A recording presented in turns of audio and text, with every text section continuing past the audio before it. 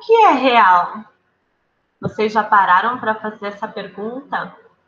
O que é realidade? Como nós sabemos que o que vivemos é realidade?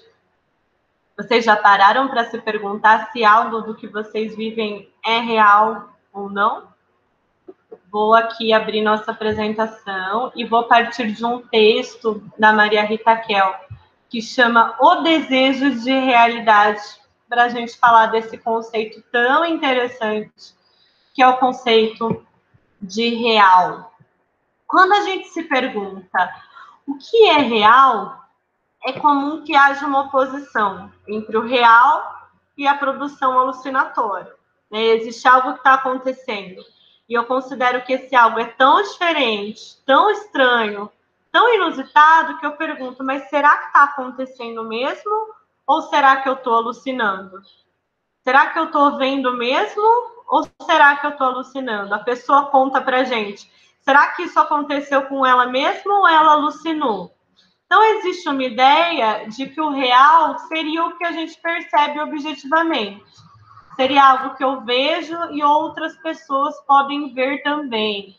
Eu ouço e outras pessoas podem ouvir também.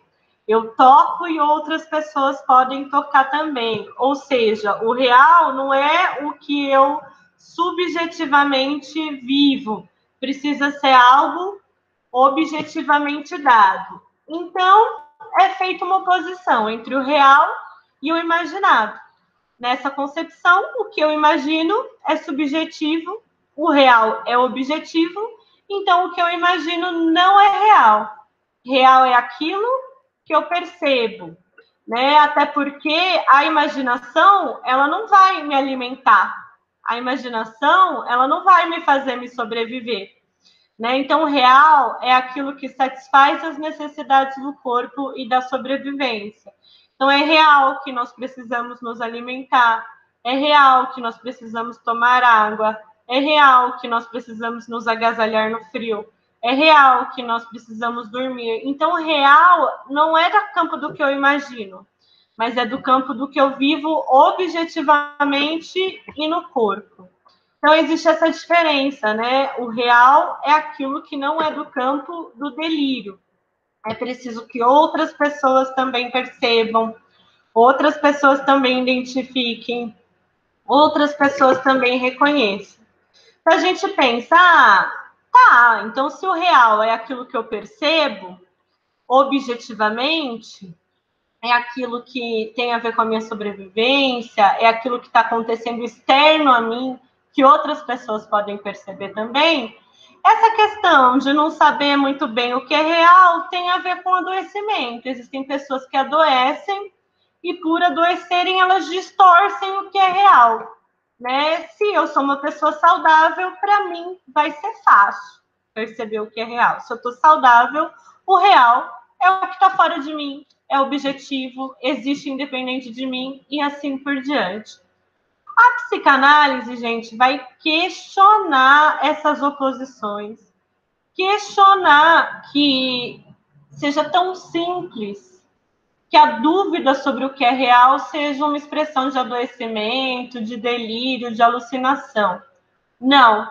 Para a psicanálise, essa pergunta, o que é real, está presente na experiência de todos nós, de todas nós, né? Nesse capítulo que chama O Desejo, nesse capítulo que chama O Desejo de Realidade, do livro O Desejo, a Maria Rita Kel, ela diz assim: embora sejamos obrigados a admitir que a realidade é externa ao psiquismo, ultrapassa seu alcance e sua capacidade de entendimento, né? A realidade ela existe fora do psiquismo, nem tudo da realidade a gente alcança, nem tudo da realidade a gente entende, que a realidade precede nossa passagem por esse mundo, ela vem antes da gente chegar e provavelmente sobreviverá a ela, é impossível nos referir à totalidade desse real. Então, o que a gente sabe sobre a realidade? Que existe uma realidade externa à minha vida psíquica. E eu não posso alcançar essa realidade totalmente.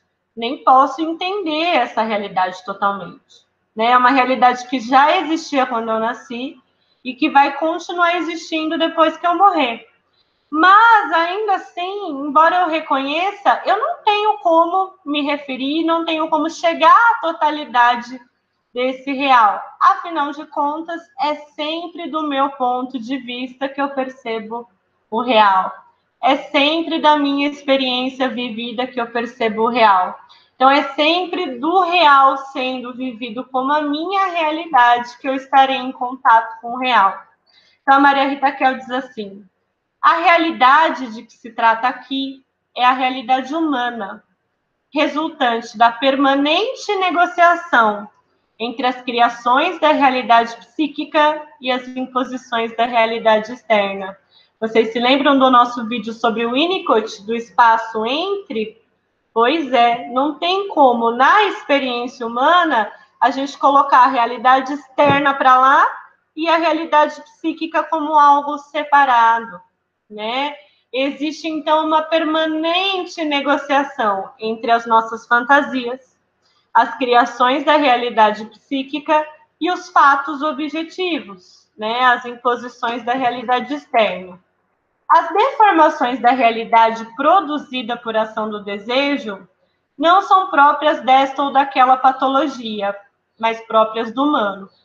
Quando a gente conversou sobre resistências, a gente percebeu que existem questões no que nós vivemos que são mais difíceis para a gente perceber, mais difíceis para a gente assimilar, mais difíceis para a gente elaborar. Mas isso não tem a ver com uma forma de adoecimento tal ou uma forma de adoecimento tal.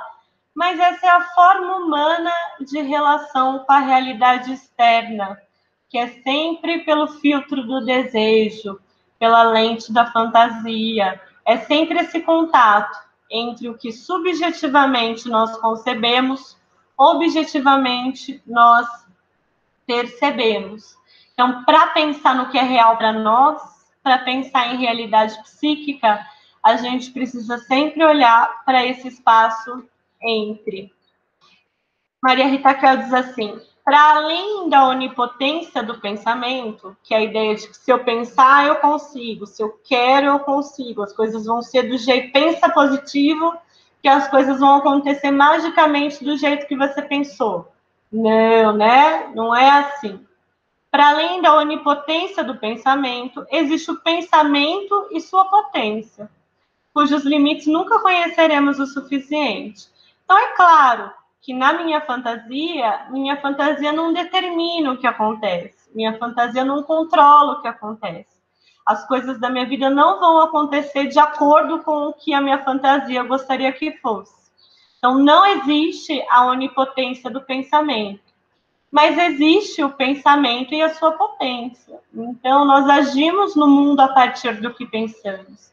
Nós agimos no mundo a partir do que criamos, agimos no mundo a partir do que fantasiamos. Por isso, quando a gente pensa em real, a gente não pode excluir o devaneio. Quando a gente pensa em real, a gente não pode excluir a fantasia. A fantasia é muito real. Gosto muito quando a Maria Rita Kel diz assim: o desejo e suas manifestações não são menos reais do que as trovoadas ou as fases da lua. Né? A nossa realidade nós vivemos por meio do nosso desejo. O desejo é fundamental, segundo a psicanálise, para nós pensarmos sobre o real.